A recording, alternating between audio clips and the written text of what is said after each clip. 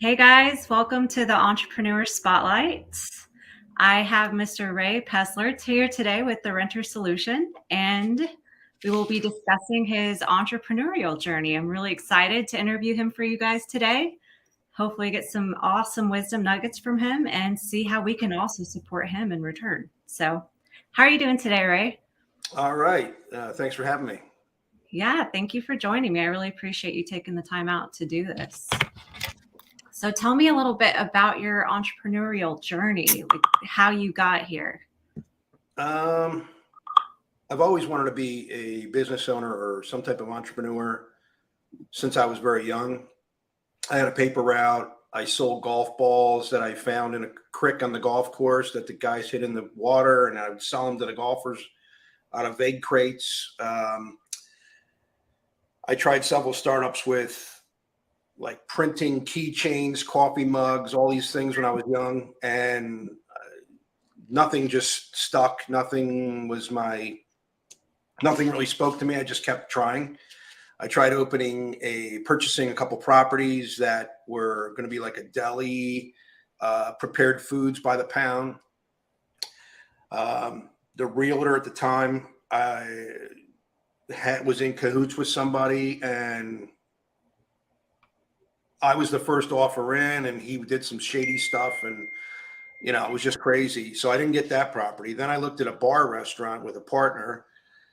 That fell apart. And then I took some pay cuts in '08 with the housing industry. I was in the granite marble business, countertops and tub surrounds and stuff like that. And the housing industry took a huge hit. If they weren't building any homes, there's no countertops to be put in 3 months or 6 months. Right. So with that, I started doing a bunch of side work, basement remodeling, bathroom remodeling, kitchen remodeling. And my wife kept saying, you need to buy houses. And I said, I know, because I had a couple friends doing it.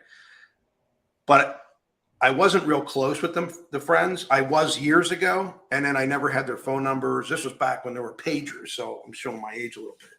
But so I would run into them here and there, and they told me they were doing rentals. But I just thought there's no way they're going to tell me, because I'm the competition now. They're not going to tell me. They want the houses.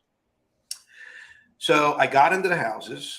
I had several under my belt, and I said, let me reach out on Facebook to these guys, because now I'm not using them for their knowledge. I'm already in the game. So I got with them, and they're like, you should have told me. I would have helped you out. I've helped tons of people. And then I started getting friendly with all these other real estate people, and they all are such a great group of people. They all help each other. You go on Bigger Pockets, and everybody's nice. There's not a lot of bashing. I'm like, this is priceless. You don't have to pay like $100 a year or something. I'm like, this knowledge is just priceless. So real estate turned my whole life around. It just turned it completely around. And my company I was working for at the time, I was going to Manhattan a lot. We were doing a lot of big projects, like the 13th floor over Central Park. Someone would buy it for $25 million, gut it. We put all this stonework in for like $3 or $4 million, just stonework. Then they would fit it out with $10 million worth of stuff, or $12 million worth of stuff. And I was like, I just need to get more houses and get out of this rat race. And I just kept buying, working at night, 7 nights a week, 7 days a week. There was a couple of years I took off my wife's birthday, my anniversary, and my birthday. Never complained. I was just in a zone, focused, tunnel vision, grit. You got to do it. You just got to believe it to receive it. Yes. And looking back, I have no idea how I did it all. There was so many hours. I would work 80, 90 hours. Between my day job and then working at night, I just don't even know how I did it. But now I'm reaping the rewards. Now I don't have to work those kind of hours. And Beautiful. It's just been really good. Let's see what else I have here. I in February of 17, I went full-time as a realtor and a full-time investor. So the company I was working for got let go. I got let go. They had a cash flow issue. And they ended up saying they took the purchaser and myself, had the first round of layoffs. A week later, they laid off a bunch of other people. And I just said, This is great. I'm going to just be full time. It actually helped me attain my 5-year goal. I got into this at 46. And when my goal was in 5 years before I'm 51, or I wanted to be full time in some capacity. So I was like 50 and a half and I was full time. I was like, this is great. So then I set my next goal and said, and then in 5 more years, I want to be totally done with being an agent for other people and just do it for myself and friends and family. So I'm pretty much at that point. I could do what I want, but now I'm just continuing to do the real estate and just to help bring in more income. But it's not something I have to do if I don't want to. That's awesome. Where most realtors live and die by the sword of being an agent. I've got the other income stream, so it's just really nice. You were smart for building that. Also, I was going to touch base on what you said earlier, how you were like, I don't know how I did it, but tell me if you can relate with this. When you're doing something you love, it doesn't feel like work. Like you could do 100 hours in like a record number of time. Oh, I never complained. I mean, I would talk to people and they would say, oh man, I've been working 14 days straight. I need a day off. And I wouldn't say I've worked 6 months. I wouldn't say anything. I just was like, yeah, I hear you. I mean, I just was focused. Listen. I respect that. And I can relate with that. And also too, like I said, it's when you're doing something that you are focused on and it's like building a purpose in your life and you're actually building towards something that's worthwhile, it doesn't drain you. Because no. My wife would say, aren't you tired? I said, no. I've got to get these done. I got to get out of this rat race. Exactly. Yeah, absolutely. I love that. Very inspirational. And you mentioned you started back in 2008. Would you say that the market's doing a similar thing right now? I wish I started buying in 2008. So I was an investor before I was a realtor. And when I started investing was 13. From 8 to 13, I was doing all this side work. The money comes in and it goes out. And there's nothing passive with it. I got to keep looking for the next job. I hear you. And I knew I needed to get out of that, but I didn't know how to start it, how to do anything. I read a couple books and I was like, the sky, just parted like, Eureka, this is unbelievable. It's so easy in front of my face on how to do this. And I can't believe I couldn't come up with this concept or how to do it. And most of the properties I've purchased have been on the BRRRR strategy. Nice. Awesome. Yeah, almost everything's been the BRRRR strategy. I just picked up a small portfolio from somebody and it was all rented but one unit. Other than that, it's always been buy the lousiest house, down to the stud gutting, removal, redoing everything. And when everything's fresh and new, you can get the most rent and you can choose who you want to be in your place as opposed to giving someone just a lousy job of quality. And then I'm not able to choose. I only get whoever wants to give me an application and I'm stuck at their mercy. And so I've just always done them nice. I've had veteran. I've been doing this now since it's almost 10 years. Awesome. June will be 10 years, but I've had veterans that have been doing it 20 years before I got in it. And they said, you'll learn. You're not going to make them nice after a couple of years because they just destroy it. But if you pick good tenants and you screen them. It's all about the details. Yes. Well, what I started doing initially was just screening, just background checks, credit checks, eviction checks. And I got some decent people, but some took care of it, some didn't.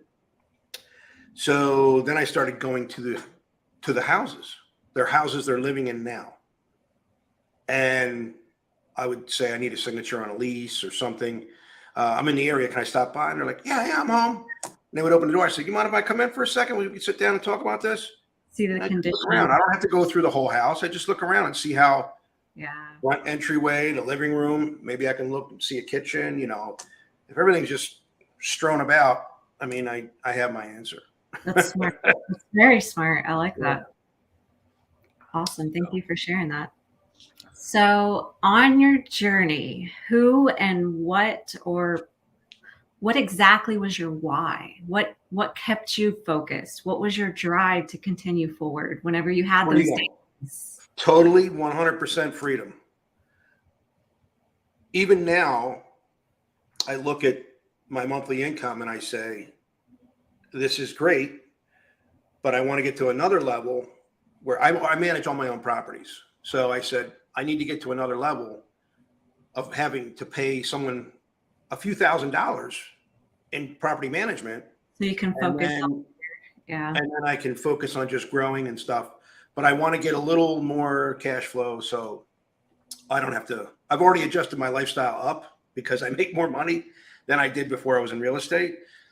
But I feel like I'm at a comfortable level up on my personal journey of vacations and happy hours and whatever I want to do.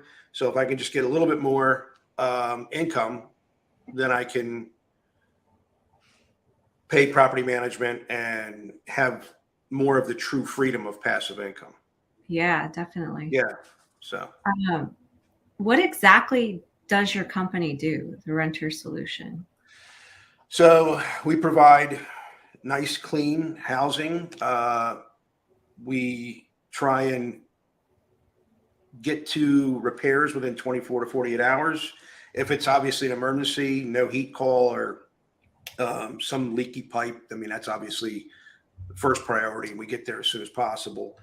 But even just general maintenance, try to get there in 1 or 2 days. Because I'm full time, I can just head over and, you know, as a realtor, your time is not used 8 to 10 hours a day, all day long. You know, you got a couple showings today, you got to write a couple contracts, you might not have nothing, sporadic. So this is a nice fill-in work to do until I'm ready to be done. Awesome. Yes. And which markets are you located in? Is it just a specific? I'm near the Philadelphia market. I don't have anything in Philly. I'm in the surrounding counties. And then so we're kind of like a tri-state. There's New Jersey, Delaware, Pennsylvania. And I have some properties in northern Delaware as well, but mostly Pennsylvania. Awesome. Yeah. And the last lovely question, how can we support you, Ray? What do you need right now in your business? What is something that the group can watch this and say, okay, maybe I can reach out to him and support him in this way? Sourcing good deals, reviewing and scrubbing multifamily deals, like larger deals. Specifics, what size are you looking for multifamily? Well, cost wise, probably, maybe $1.5 million, 2 million. That's just where I feel like I need to start to have the down payment money and maybe raise a little capital. I mean, I use private money on most of my BRRRR deals now. I originally started with a HELOC, and I got a partner on the first when I first started, and he did a HELOC, and we just rolled with buying and rehabbing ourselves. Then the market was so great to buy stuff very inexpensively in 13 that we instantly ran out of money because we were buying houses like a couple a month. And so we started using hard money, but it's expensive. You have upfront costs, points, all this stuff. And then we started using private money. And at first it was just friends and family. And now it's networked into other investors who've pulled their money together and then get the true passive income of just lending for rehab deals to other investors that are local. Cool. So with the multifamily, you said you want to purchase a few, or what's your? Yeah. So the largest multifamily I have technically is a 4 unit. Okay. but I mean, I have several 3 units and some 2 units, and then a lot of single family. So I just want to get to the next level, try to scale up a little bit more. Awesome. Yeah, I don't have to have Grant Cardone for 6,000 units, but I would like to double my income where I am now, and then see how I feel about continuing to grow. work on a deal if it's a deal, essentially, and then go Yeah, from yeah, cool. yeah. I don't do anything for emotion. Like, oh, I got to purchase this because I'm emotionally attached to it. It's Important. let me run the numbers. If it That's don't work, but I'm always changing the numbers with the economy because it's you know constantly changing. Yeah. when I didn't buy things that I look back now that were so cheap, I didn't buy them for the reason the ARV, I'd have to leave a bunch of money in it at the time. So it's the same situation now. Prices went up, ARVs went up, but you're still locked into this. You've got a minus 20, 25%, minus your repairs, and there's your offer price. And you're still stuck in this same scenario of, is it going to appraise? So you look back and say, I should have bought every single house on the market, but you couldn't because you would have to leave a lot of money in it. Yeah. So, I mean, hindsight's 2020, but you're still stuck in like a little quandary or something, like you can't, it's the same scenario, but it's just they're higher priced. It's how we learn too, right? And these are Yeah. the times where you really have to be on top Right. of what's going on because everything is fluctuating almost daily. Also, is there anything else beyond that we can help you with on your business? Maybe are you needing any assistance on that end? I mean, maybe eventually I'd like a virtual assistant or something, but I'm always like leery of that, just how that's going to go and giving my information up and passwords up and certain things. I'm a little leery on that. Maybe it's my age. Life changing if you do get one. Yeah. I help a plethora of investors that I know. So Really? definitely. And I can actually send you some information on multifamily and for the VAs when we're done here. So Okay. All right, great. Yeah. yeah. Yeah, that could be very helpful. Because I would like them to scrub the deals, That will help you plenty with time. Yeah. And a lot of people push that to the back burner, but it makes a huge difference. Well, that's what I've been doing. So I went to some stuff actually in Arizona, and I think that's where we met. And that was huge. And I said, I got to do that, but I'm doing rehabs and flips and different things. And I keep saying, I got to get to that. I got to get to that. Right. And it'd be nice to have someone working on that while I'm doing something else. I'll send you some information when we're done for sure. Good to look and shop around, but awesome. Thank you so much, Ray. I appreciate your time today. And no problem. Thanks for having me. Yeah, keep rocking it. If there's anything else you need, if something after this comes up, feel free to let me know. If you have a website for your company, I would love to share that as well. Unfortunately, I stopped publishing or paying for that because I was like, if I have a vacancy, I advertise it. I mean, I don't have billboards or anything like that. I'm like, no one's I'm not going to get any traffic, So I said, why am I paying for this? So what's the best way for us to contact you if somebody's watching this and they want to reach out, maybe ask questions or work with you? They can email me at the Renter Solution. So it's plural, the renters, and then there's another S, singular solution. So the Renter Solution at gmail.com. Cool. Awesome. All right. Well, appreciate you. Thank you guys for watching, and hopefully you got a lot of information today. One more question at the tail end before I forget. What is the best wisdom nugget that you learned on your journey that you want to give back to every single person on this call? Keep grinding. Don't give up. Don't listen to the haters. Yes. I initially, when I first was buying my first house, I had so many people tell me, he's going to have to knock on the door and collect the rent. There's people that they don't just pay. You have to knock on the door. I said, yeah, so what? I'm getting paid. I said, you know what? I mean, let's say you clear $100, $150. I mean, that's typically pretty low on single family housing. Multifamily, that might be really extreme, but on single family, that's kind of low for a cash flow. And let's just say it's $150 though.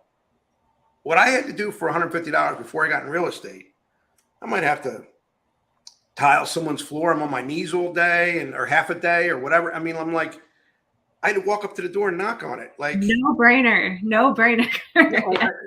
what do you? I told my wife, I said, stop talking to her. Don't listen to her. She doesn't know what she's talking about. She gave up on her dreams. She wants me to give up on mine. Yes. I'm not doing it, you know? And then lastly is just, you have to truly believe it to receive it. I have affirmations on my mirror in my bathroom. It's been there for the entire 10 years. Actually, since 08. Since I started doing all the side work in 08, I put that up there. Keeps getting taken off. They'll clean the mirror and put right back on. I say it every day. Every time I see it, it might be twice a day. Because sometimes when something's in your face every day, you don't see it. If I see it and I see it twice that day, I say it twice. I mean, I just, I bet you. And when I'm saying it, I'm believing it. I'm saying it. This is, everything's going to be fruitful and profitable, and my family's health. And you just want everything to be good all around. Beautiful. And none of it really says, oh, feed me riches. It's, look out for my family, look out for me. Just, let opportunities come my way, just all positive stuff, I love that. And it's worked. I mean, when I was doing side work in 08 to 13, I never advertised and my phone rang off the hook. I started buying real estate. That's great. I started buying real estate and the phone slowly stopped ringing as I was working more on my real estate, and I didn't have time for those clients. So I didn't really disappoint anybody or anything by telling them I'm not doing the work anymore. It just slowly weaned off, and I started being super busy with the real estate. So there's no other explanation than something bigger than me, some higher power is involved in this. It's not just me saying, I'm thinking it's going to happen. I'm acting a little different and it's going to happen. I mean, I didn't control the phone ringing. How'd the phone ring for 5 years, 6 years, and then it stopped ringing? Like, no advertising, and then I stopped advertising. I never advertised. So there's just no explanation for it. I love that. And absolutely, it's knowing and trusting the process, taking the action. A lot of people forget that piece. They think things are just. You have to take action. Action. Analysis paralysis happens to a lot of people. Yeah, for sure. Yeah. Well, beautiful. Thank you so much, Ray. I appreciate you. No problem. Thanks for having me. Yeah, hope you guys have a good rest of your day. You too. Bye, guys. All right. See you.